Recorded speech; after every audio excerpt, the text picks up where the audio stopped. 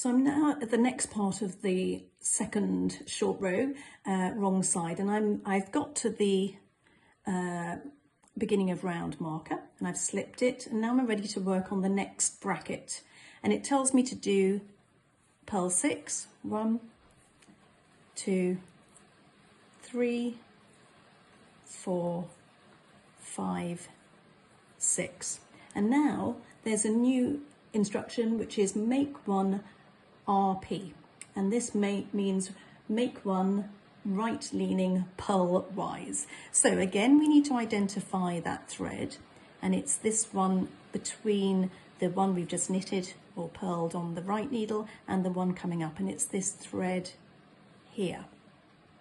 Now this has got a different leaning. We've now got to lean this to the right. So instead of coming in from the front to the back as we did on the other one, this time we're going to come in from the back to the front.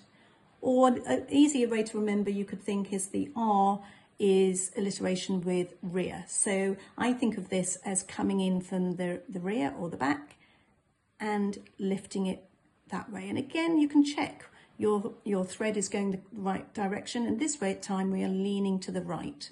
So we're purl wise, so we've lifted it, I'll do it one more time, lifted from the back to the front, and now I need to purl the front, a little bit stiff there, to continue to make that increase complete. And now that will be a right leaning increase. So that's the first part of my increase. I need to repeat this another 3 times, because I've done it once. So purl 6, 1, 2, 3, 4, 5, 6, ready to increase. So from the back, there, lift it, whoops, and you can see it's leaning to the right, and then purl in the front and off. So that's my second increase. Then a purl 6, 2, 3, 4, 5, 6, increase again. So from the back to the front, purl in the front. That's my third increase. 1, 2, 3, 4, 5, 6. Final increase, lift from the back to the front, purl through the front of the stitch.